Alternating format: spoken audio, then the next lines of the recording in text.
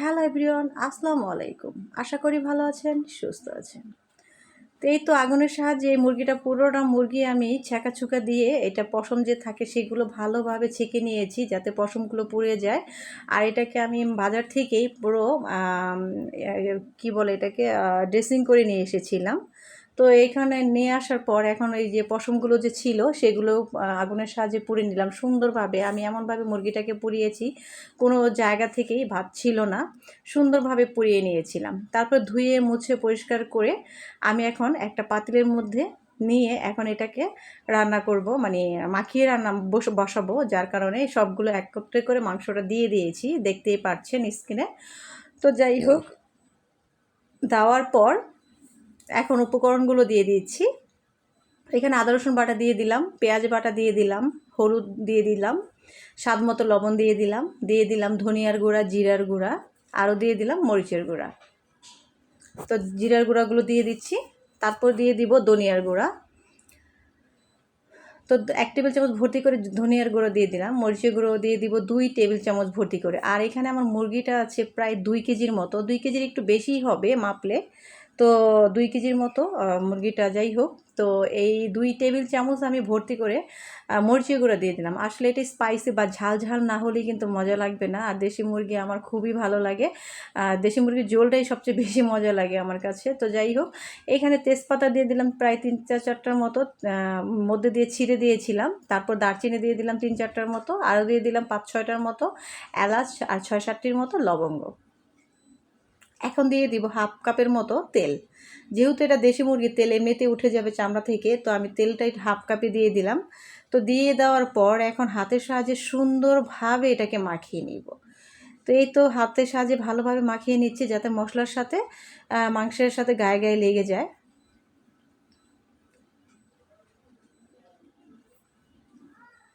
আজকে আস্ত পেঁয়াজটা আমি দেই নাই, আমি বাটা পেস্টই আজকে ব্যবহার করেছি। তো এতে করে কিন্তু তরকারির স্বাদটা কিন্তু অনেক গুণ বেড়ে যায়। আর হাতে মাখানো যে কোনো জিনিসই হাতে মাখা, মানে হাতে মেখে রান্না করলে সেটার স্বাদটা যেন অতুলনীয়ভাবে, অসম্ভবভাবে বেড়ে যায়। তো যাই হোক, এই যে দেখেন সুন্দরভাবে মাখিয়ে নিলাম। একেবারে সুন্দরভাবে মাখিয়ে নেওয়ার পর এখন আমি ঢাকনা দিয়ে, আমি কিন্তু এই পর্যায়ে এসে জালটা ধরিয়ে দিয়েছি। এখন ঢাকনা দিয়ে এটাকে রান্না করে নিব প্রায় 5 থেকে 6 মিনিটের মতো। তো ফিরে আসছি 5 থেকে 6 মিনিট পর। কতটা পানি উঠে গেছে আমি দেখিয়ে দিচ্ছি, দেখেন। আমি ফুল আঁচে এটাকে 5 মিনিট রান্না করলাম, যার কারণে পানি এতগুলো উঠে গেছে। তো যাই হোক, এর পর্যায়ে আমি 2টা বড় সাইজের টমেটো দিয়ে দিলাম। আর টমেটো দেওয়াতেই কিন্তু তরকারি স্বাদটা কিন্তু বেড়ে যায়। তো যাই হোক, আমি সবসময়ই চেষ্টা করি মুরগির তরকারির মধ্যে আস্ত টমেটোটা দেওয়ার জন্য। তো এই যে দেখেন পানিটা, এই পানিটা দিয়েই কিন্তু আমি সুন্দরভাবে সময় ধরে এটাকে কষিয়ে নেব। তো এই যে ঢাকনাটা উঠিয়ে দেখিয়ে দিচ্ছি, পানি অনেকটা কমে গেছে। এখন আমি আরেকটু নাড়াচাড়া করে দিব। তো এই তো নাড়াচাড়া করে দিচ্ছি, নাড়াচাড়া করে দিয়ে এই পানিটা যখন শুকিয়ে যাবে, তেলটা উপরে ভেসে উঠবে, তখনই আমার মাংসটা কষানোটা হয়ে যাবে। তো এই যে দেখেন আমি একটু নাড়াচাড়া করে এখন ঢাকনা দিয়ে আমি আবারও কিছুক্ষণ প্রায় 3-4 মিনিট আমি কষিয়ে নিব।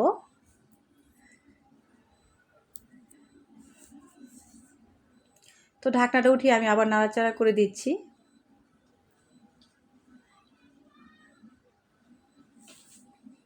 তেলটা উপরে ভেসে উঠেছে, দেখতেই পাচ্ছেন। তো নাড়াচাড়া করে দিয়ে সুন্দরভাবে, আসলে বাসা থেকে সবাই মুরগি খায়, যার কারণে একেবারেই রান্না করে ফেললাম।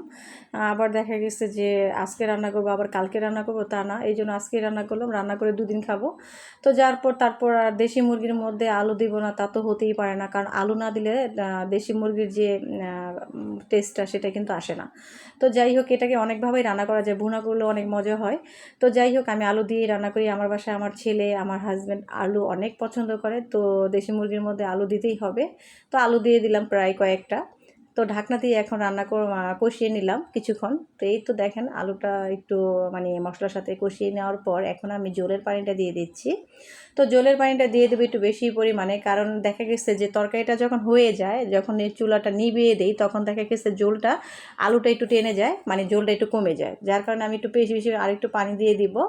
তো পানি দিয়ে এটাকে জাল করে নিব বেশ কিছুক্ষণ, যতক্ষণ না পর্যন্ত তরকারিটা না হয়ে আসে। তো যাই হোক, এই যে দেখেন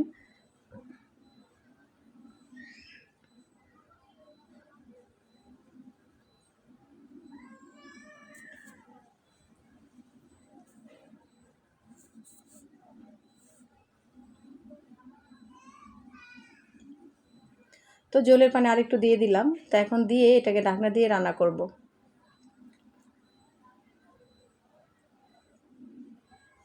আর আজকে কিন্তু আমি যে যে ভাজা যে জিরাটা সেটাই ব্যবহার করেছিলাম। তো ভাজা জিরার গুঁড়াটাই দিয়ে দিয়েছিলাম। তো যাই হোক, নামানোর আগ মুহূর্তেও কিন্তু আমি ভাজা জিরাটা দিয়ে দিয়েছিলাম, ওইটা আসলে স্কিপ হয়ে গেছে, দেখানো যায় নাই।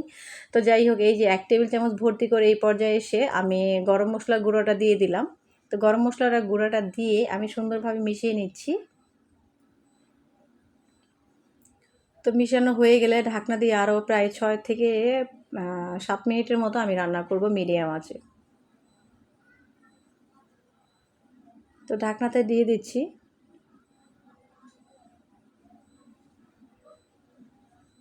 তো ফিরে আসছি 6 থেকে 7 মিনিট পর। এই তো আমার এই পর্যায়ে এসেই আমি রান্নাটাকে নামিয়ে নিব, মানে আমার রান্নাটা হয়ে গিয়েছে।